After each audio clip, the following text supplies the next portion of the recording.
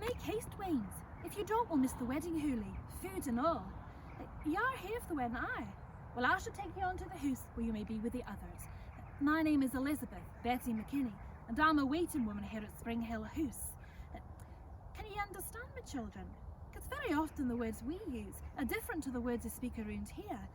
I'm not from here myself, but I'm from Scotland. Me and my family, we came here many years ago to make a new living on this land, like so many other people have done in the past. You must excuse me hurrying you there. I had to go to the village to get victuals for the cook. He's an awful pernickety sort of a man, and it's best to do as he pleases to keep him happy. If he's happy, the food will be good and tasty. If he's crabbit, you'll get nothing but kale and purdies.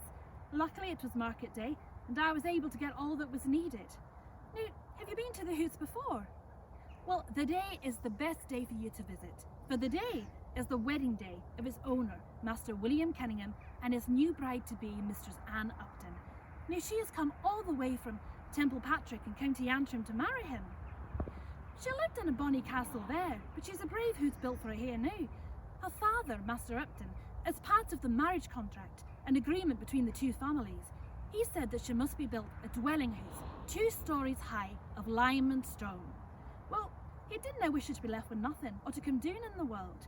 You can see the house there behind me, and it is, as I say, a dwelling house 2 stories high.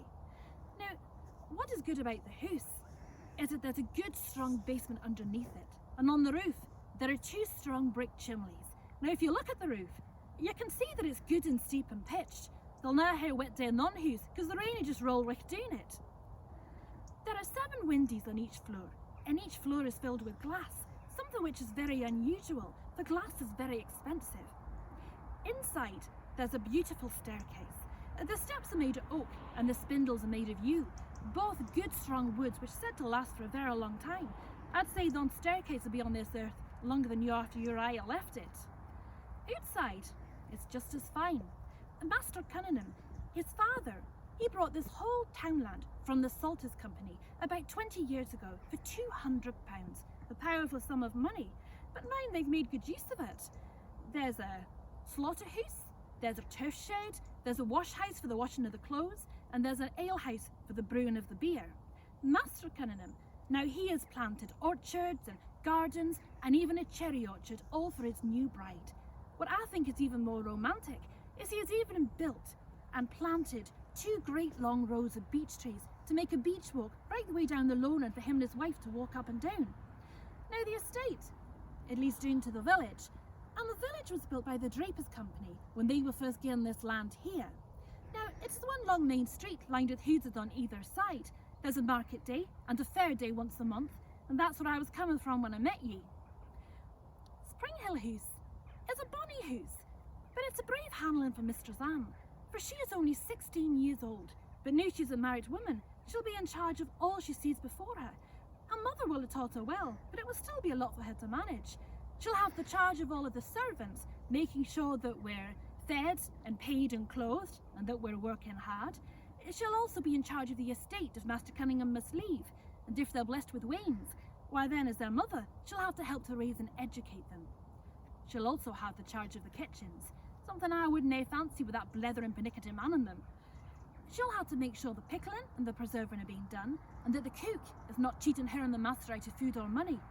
Some cooks in big houses can be very slick-it, stealing food and silver to keep or to sell on.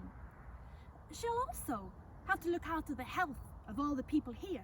Her mother, or her mother's waiting woman, will have given her a good knowledge of herbs and plants, for you see, doctors are while expensive, so if she can cure any sickness, they'll be saving a great deal of money.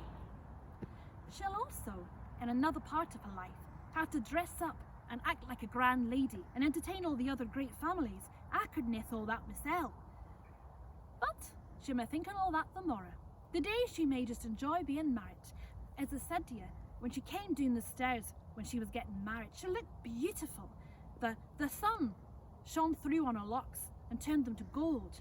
It is a shame that it was not a much brighter day for them throughout, but they had a wee bit of sun when the wedding words were being spoken. All that remains now is the feasting and the hooley. The cook, he's been working for 2 days. He's had the pick of the kye, there'll be a pig or two, and the puddings, oh, the puddings will make you want to greet. There'll be good, fresh, rich crane poured over all of them. There'll be a wee bit of dancing later on the night. We decided the minister, of course. And we servants will have our own celebration. A good fire round the back of the house. I'd say the ones in the house there would wish they could come and join us. But children, I can see that you look confounded in this cold weather. Follow me on to the house, but mind you don't step in any glare or clabber, it'll be me that'll have to clean it up. Mind your manners, dinny food with everything, and you'll be more than welcome. Come.